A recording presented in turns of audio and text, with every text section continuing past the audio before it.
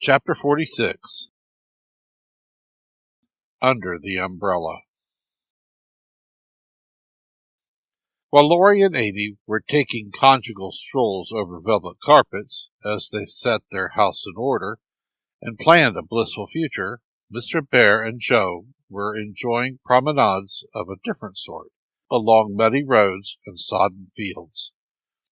"I always do take a walk toward evening, and I don't know why I should give it up, just because I happen to meet the professor on his way out," said Jo to herself, after 2 or 3 encounters.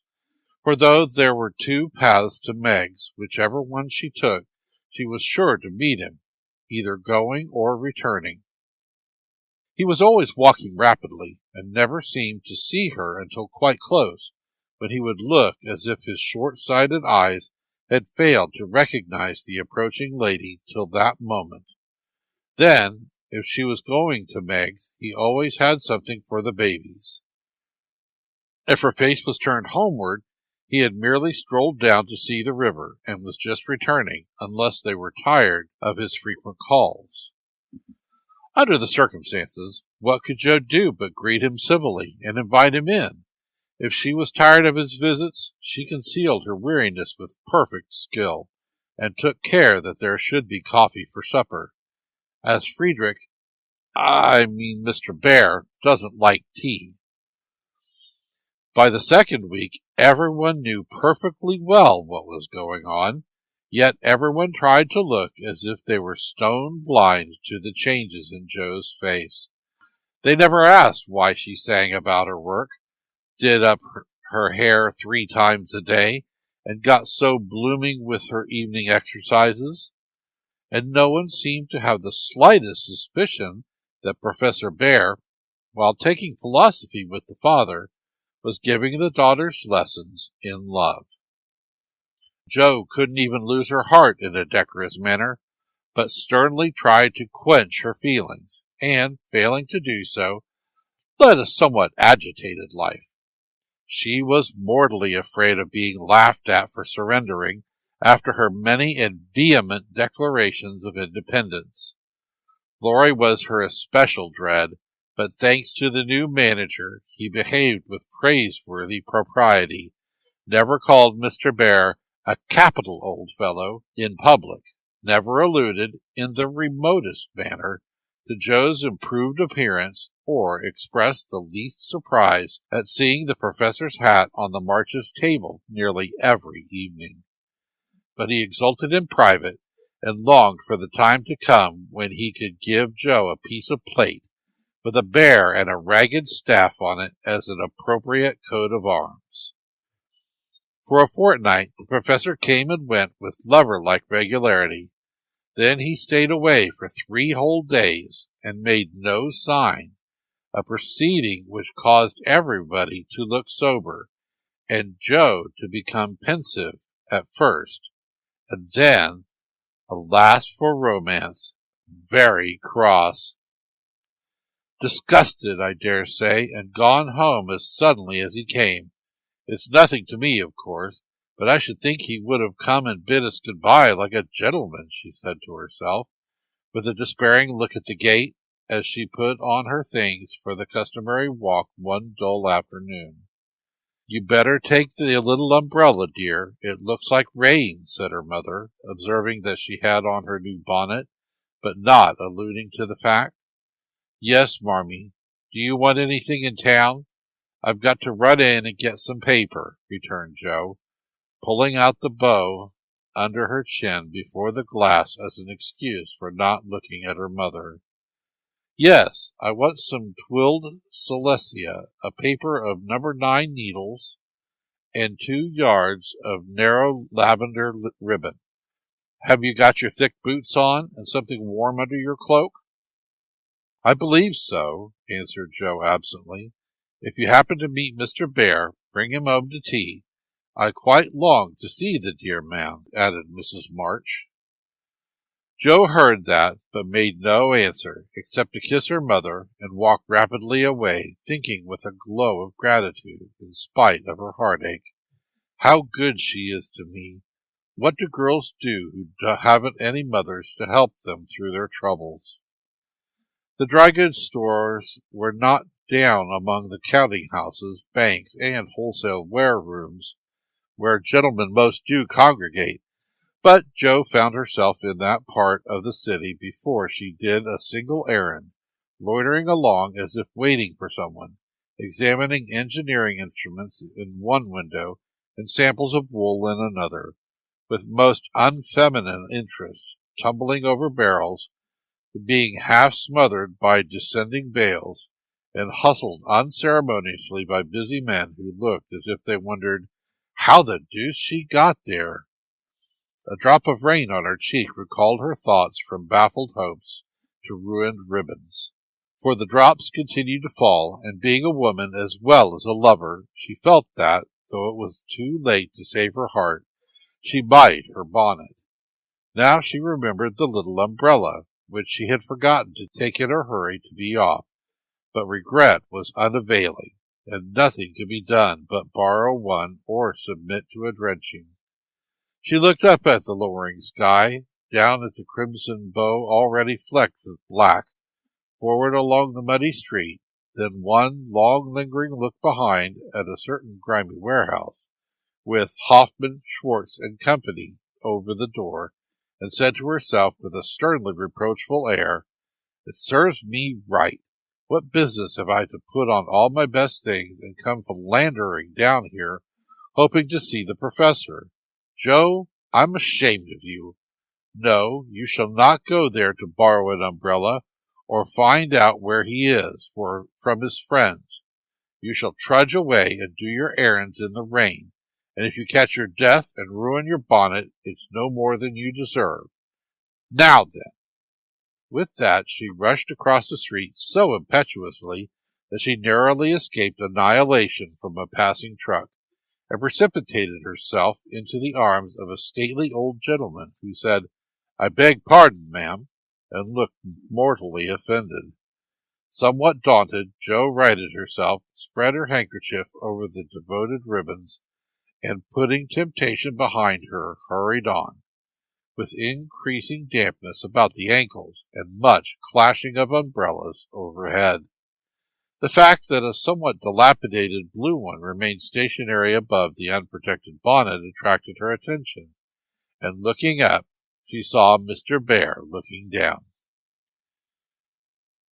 I feel to know the strong-minded lady who goes so bravely under many horse noses and so fast through much mud. What do you do here, my friend?" "I'm shopping." Mr. Bear smiled as he glanced from the pickle factory on one side to the wholesale hide and leather concern on the other, but he only said politely, "You have no umbrella. May I go also and take for you the bundles?" "Yes, thank you." Jo's cheeks were as red as her ribbon, and she wondered what he thought of her, but she didn't care, for in a minute she found herself walking away arm in arm with her professor, feeling as if the sun had suddenly burst out with uncommon brilliancy, that the world was all right again, and that one thoroughly happy woman was padding through the wet that day.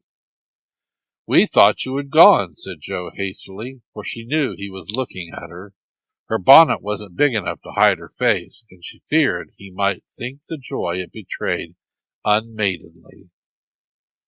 "Did you believe that I should go with no farewell to those who have been so heavenly kind to me?" he asked so reproachfully that she felt as if she had insulted him by the suggestion, and answered heartily, "No, I didn't. I knew you were busy about your own affairs, but we rather missed you, father and mother especially." "And you?" "I am always glad to see you, sir." And her anxiety to keep her voice quite calm, Jo made it rather cool, and the frosty little monosyllable at the end seemed to chill the professor, for his smile vanished, and he said gravely, "I thank you, and come one more time before I go." "You are going, then?" "I have no longer any business here. It is done." "Successfully, I hope," said Jo, for the bitterness of disappointment was in that short reply of his. I ought to think so, for I have a way open to me by which I can make my bread and give my younglings much help. Tell me, please. I'd like to know all about the boys, said Joe eagerly. That is so kind. I'd gladly tell you. My friends find for me a place in a college, where I teach as at home, and earn enough to make a way smooth for Franz and Emil. For this I should be grateful, should I not? Indeed you should. How splendid it would be to have you doing what you like, and be able to see you often, and the boys, cried Joe, clinging to the lads as an excuse for the satisfaction she could not help betraying. Ah, but we shall not meet often, I fear. This place is at the west. So far away! And Joe left her skirts to their fate, as if it didn't matter now what became of her clothes or herself. Mr. Bear could read several languages, but he had not learned to read women yet. He flattered himself that he knew Joe pretty well, and was, therefore, much amazed by the contradictions of voice, face, and manner which she showed him in rapid succession that day, for she was in a half-dozen different moods in the course of half an hour. When she met him she looked surprised, though it was impossible to help suspecting that she had come for that express purpose. When he offered her his arm, she took it with a look that filled him with delight, but when he asked if she missed him, she gave such a chilly, formal reply that despair fell upon him. On learning his good fortune, she almost clapped her hands. Was the joy all for the boys? Then, on hearing his destination, she said, "So far away," in a tone of despair that lifted him on to a pinnacle of hope. But the next minute she tumbled down again by observing, like one entirely absorbed in the matter, "Here's the place for my errands. Will you come in? It won't take long." Joe rather prided herself upon her shopping capabilities, and particularly wished to impress her escort with the neatness and dispatch with which she would accomplish the business. But, owing to the flutter she was in, everything went amiss. She upset the tray of needles, forgot the Celestia, and was to be twilled till it was cut off, gave the wrong change, and covered herself with confusion by asking for lavender ribbon at the calico counter. Mr. Bear stood by, watching her blush and blunder, and as he watched, his own bewilderment seemed to subside, for he was beginning to see that on some occasions women, like dreams, go by contraries. When they came out, he put the parcel under his arm with a more cheerful aspect, and splashed through the puddles as if he rather enjoyed it on the whole. "Should we no do a little what you call shopping for the babies, and have a farewell feast tonight, if I go for my last call at your so pleasant home?" he asked, stopping before a window full of fruit and flowers. "What will we buy?" asked Joe, ignoring the latter part of his speech, and sniffing the mingled odors with an affectation of delight as they went in. "Maybe they have oranges and figs?" asked Mr. Bear with a paternal air.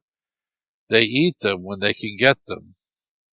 "Do you care for nuts?" "Like a squirrel." "Hamburg grapes?" "Yes, we shall drink to the fatherland in those." Joe frowned upon that piece of extravagance, and asked why he didn't buy a frail of dates, a cask of raisins, and a bag of almonds, and be done with it.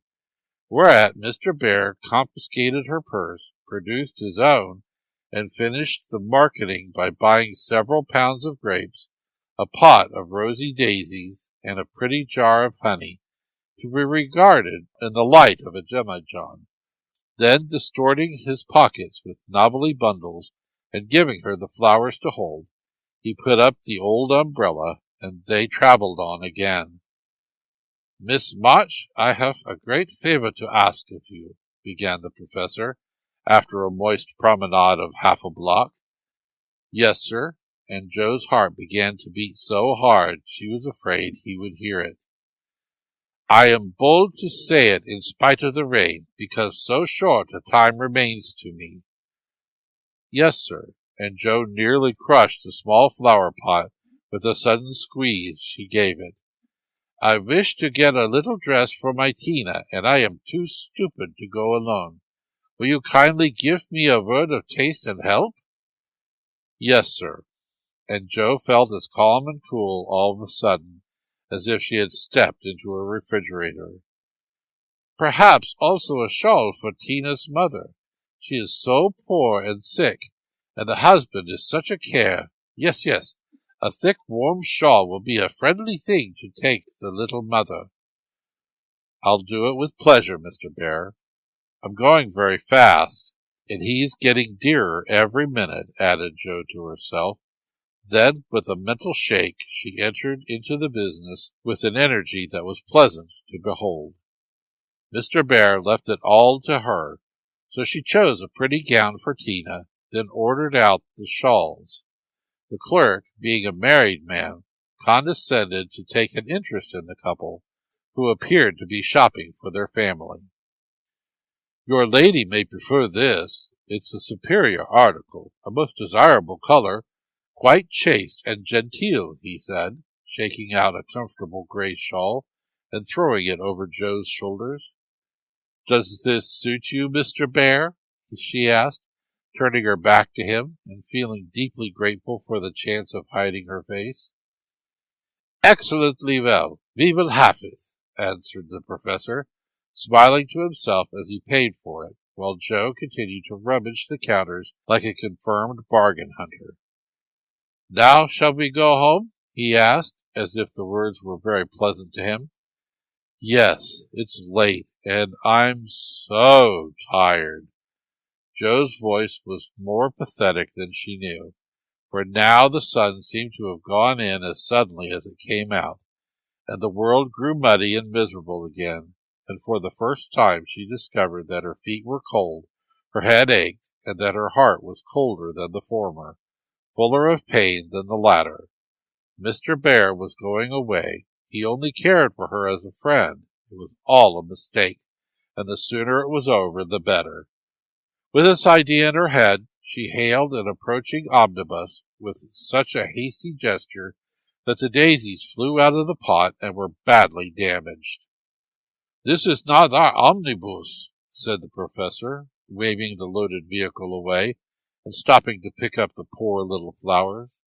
"I beg your pardon. I didn't see the name distinctly." "Never mind. I can walk. I'm used to plodding in the mud," returned Joe, winking hard, because she would have died rather than openly wipe her eyes. Mr. Bear saw the drops on her cheeks, though she turned her head away. The sight seemed to touch him very much, for suddenly stooping down, he asked in a tone that meant a great deal, "Heart's dearest, why do you cry?" Now, if Joe had not been new to this sort of thing, she would have said she wasn't crying, had a cold in her head, or told any other feminine fib proper to the occasion. Instead of which, that undignified creature answered with an irrepressible sob, "Because you're going away." "Ach, mein Gott, that is so good," cried Mr. Bear, managing to clasp his hands in spite of the umbrella and the bundles. "Joe, I have nothing but much love to give you. I came to see if you could care for it, and I waited to be sure that I was something more than a friend. Am I? Can you make a little place in your heart for old Fritz?" he added, all in one breath. "Oh, yes," said Joe, and he was quite satisfied, for she folded both hands over his arm and looked up at him with an expression that plainly showed how happy she would be to walk through life beside him, even though she had no better shelter than the old umbrella, if he carried it. It was certainly proposing under difficulties, for even if he had desired to do so, Mr. Bear could not go down upon his knees on account of the mud. Neither could he offer Joe his hand, except figuratively, for both were full. Much less could he indulge in tender remonstrances in the open street, though he was near it. So the only way in which he could express his rapture was to look at her, with an expression which glorified his face to such a degree that there actually seemed to be little rainbows in the drops that sparkled on his beard. If he had not loved Jo very much, I don't think he could have done it then, for she looked far from lovely, with her skirts in a deplorable state, her rubber boots splashed to the ankle, and her bonnet a ruin. Fortunately, Mr. Bear considered her the most beautiful woman living, and she found him more Jove-like than ever, though his hat brim was quite limp with the little rills trickling thence upon his shoulders, for he held the umbrella all over Jo, and every finger of his gloves needed bending. Passers-by probably thought them a pair of harmless lunatics, for they entirely forgot to hail a bus and strolled leisurely along, oblivious of deepening dusk and fog. Little they cared what anybody thought, for they were enjoying the happy hour that seldom comes but once in any life, the magical moment which bestows youth on the old, beauty on the plain, wealth on the poor, and gives human hearts a foretaste of heaven. The professor looked as if he had conquered a kingdom, and the world had nothing more to offer him in the way of bliss, while Jo trudged beside him, feeling as if her place had always been there, and wondering how she ever could have chosen any other lot. Of course she was the first to speak, intelligibly I mean, for the emotional remarks which followed her impetuous "Oh, yes," were not of a coherent or reportable character. "Friedrich, why don't you—" "Ah, heavens! She gives me the name that no one speaks since Mina died," cried the professor, pausing in a puddle to regard her with grateful delight. "I always call you so to myself. I forgot, but I won't unless you like it." "Like it? It is more sweet to me than I can tell. Say thou also, and I shall say your language in almost as beautiful as mine." "Isn't thou a little sentimental?" asked Jo, privately thinking it a lovely monosyllable. "Sentimental? Yes, thank God we Germans believe in sentiment, and keep ourselves young with it. You English, you is so cold. Say thou, heart's dearest. It means so much to me," pleaded Mr. Bear, more like a romantic student than a grave professor. "Well, then, why didn't thou tell me all this sooner?" asked Jo bashfully. "Now I shall have to show thee all my heart, and I so gladly will, because thou must take care of it hereafter. See then, my Jo. Ah, the dear funny little name. I had a wish to tell something I said good-bye in New York, but I thought the handsome friend was betrothed to thee, and so I spoke not. Wouldst thou have said yes, then, if I had spoken?" "I don't know. I'm afraid not, for I didn't have any heart just then." "Pshaw! That I do not believe. I was asleep till the fairy prince came through the wood and waked it up. Ah, well, dearest Liebe ist die best, but that I should not expect." "Yes, the first love is the best, but be so contented, for I never had another. Teddy was only a boy, and soon got over his little fantasy," said Jo, anxious to correct the professor's mistake. "Good. Then I shall rest happy, and be sure that thou givest me all. I have waited so long, I have grown selfish, as thou wilt find, Professorin." "I like that," cried Jo, delighted with her new name. "Now tell me what brought you, at last, just when I wanted you." "This," and Mr. Bear took a little worn paper out of his waistcoat pocket. Jo unfolded it, and looked much abashed, for it was one of her own contributions to a paper that paid for poetry, which accounted for her sending it an occasional attempt. "How could that bring you?" she asked, wondering what he meant. "I found it by chance. I knew it by the names and the initials, and in it there was one little verse that seemed to call me. Read and find him. I will see that you go not in the wet." In the garret. 4 little chests all in a row, dim with dust and worn by time, all fashioned and filled long ago by children now in their prime. 4 little keys hung side by side, with faded ribbons, brave and gay, when fastened there with childish pride, long ago on a rainy day. 4 little names, one on each lid, carved out by a boyish hand, and underneath there lieth hid histories of the happy band once playing here, and pausing oft to hear the sweet refrain that came and went on the roof aloft in the falling summer rain. Meg, on the first lid, smooth and fair, I look in with loving eyes, for folded here with well-known care a goodly gathering lies, the record of a peaceful life, gifts to gentle child and girl, a bridal gown, lines to a wife, a tiny shoe, a baby curl. No toys in this first chest remain, for all are carried away in their old age to join again in another small Meg's play. Ah, happy mother!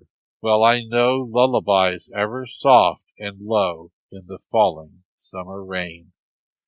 Joe, on the next lid, scratched and worn, and within a motley store of headless dolls, of school books torn, birds and beasts that speak no more, spoils brought home from the fairy ground, only trod by youthful feet, dreams of a future never found, memories of a past still sweet, half-writ poems, stories wild, April letters warm and cold, diaries of a wilful child, hints of a woman early old, a woman in a lonely home, hearing, like a sad refrain, "Be worthy, love, and love will come in the falling summer rain." My Beth, the dust is always swept from the lid that bears your name, as if by loving eyes that wept, by careful hands that often came. Death canonized for us one saint, ever less human than divine, and still we lay with tender plaint relics in this household shrine. The silver bell, so seldom rung, the little cap which last she wore, the fair, dead Catherine that hung by angels borne above her door, the songs she sang without lament in her prison house of pain, forever are they sweetly blent with the falling summer rain. Upon the last lid's polished field, legend now both fair and true, a gallant knight bears on his shield Amy in letters gold and blue. Within lie snoods that bound her hair, slippers that have danced their last, faded flowers laid by with care, fans whose airy toils are past, gay valentines, all ardent flames, trifles that have borne their part in girlish hopes and fears and shames, the record of a maiden heart now learning fairer, truer spells, hearing, like a blithe refrain, the silver sound of the bridal bells in the falling summer rain. 4 little chests all in a row, dim with dust and worn by time, 4 women, taught by weal and woe to love and labor in their prime, 4 sisters, parted for an hour, none lost, one only gone before, made by love's immortal power, nearest and dearest evermore. Oh, when these hidden stores of ours lie open to the Father's sight, may they be rich in golden hours, deeds that show fairer for the light, lives whose brave music long such ring, like a spirit-stirring strain, souls that shall gladly soar and sing in the long sunshine after rain. It's very bad poetry, but I felt it when I wrote it. One day when I was very lonely and had a good cry on a rag bag. I never thought it would go where it could tell tales, said Joe, tearing up the verses the professor had treasured so long. Let it go. It has done its duty, and I will have a fresh one when I read all the brown book in which she keeps her little secrets, said Mr. Bear, with a smile as he watched the fragments fly away on the wind. Yes, he added earnestly, I read that, and I think to myself, she has a sorrow. She is lonely. She will find comfort in true love. I have a heart full for her. Shall I not go and say, if this is not too poor a thing to give for what I shall hope to receive, take it in God's name? And so you came to find that it was not too poor, but the one precious thing I needed, whispered Joe. I had no courage to think that at first, heavenly kind as was your welcome to me, but soon I began to hope, and then I said, I will have her if I die for it, and so I will, cried Mr. Bear with a defiant nod, as if the walls of mist closing round them were barriers which he was to surmount, or valiantly knock down. Joe thought that was splendid, and resolved to be worthy of her knight, though he did not come prancing on a charger in gorgeous array. What made you stay away so long? She asked presently, finding it so pleasant to ask confidential questions and get delightful answers that she could not keep silent. It was not easy, but I could not find the heart to take you from that so happy home until I could have a prospect of one to give you, after much time, perhaps, and hard work. How could I ask you to give up for so much for a poor old fellow who has no fortune but a little learning? I'm glad you are poor. I couldn't bear a rich husband, said Joe decidedly, adding in a softer tone, Don't fear poverty. I've known it long enough to lose my dread and be happy working for those I love. And don't call yourself old. 40 is the prime of life. I couldn't help loving you if you were 70. The professor found that so touching that he would have been glad of his handkerchief if he could have got at it. As he couldn't, Joe wiped his eyes for him and said laughingly, as she took away a bundle or two, I may be strong-minded, but no one can say I'm out of my sphere now, for a woman's special mission is supposed to be drying tears and bearing burdens. I'm to carry my share, Friedrich, and help to earn the home. Make up your mind to that, for I'll never go, she added resolutely, as he tried to reclaim his load. We shall see. Have you patience to wait a long time, Joe? I must go away and do my work alone. I must help my boys first, because, even for you, I may not break my word to Mina. Can you forgive that and be happy while we hope and wait? Yes, I know I can, for we love one another, and that makes all the rest easy to bear. I have my duty also, and my work. I couldn't enjoy myself if I neglected them even for you, so there's no need of hurry or impatience. You can do your part out west. I can do mine here, and both be happy hoping for the best, and leaving the future to be as God wills. Ah, thou givest me such hope and courage. I have nothing to give back but a full heart and these empty hands, cried the professor, quite overcome. Joe never would learn to be proper, for when he said that, as they stood upon the steps, she just put both hands into his, whispering tenderly, not empty now, and stooping down, kissed her Friedrich under the umbrella. It was dreadful, but she would have done it if the flock of draggle-tailed sparrows on the hedge had been human beings, for she was very far gone indeed, and quite regardless of everything but her own happiness.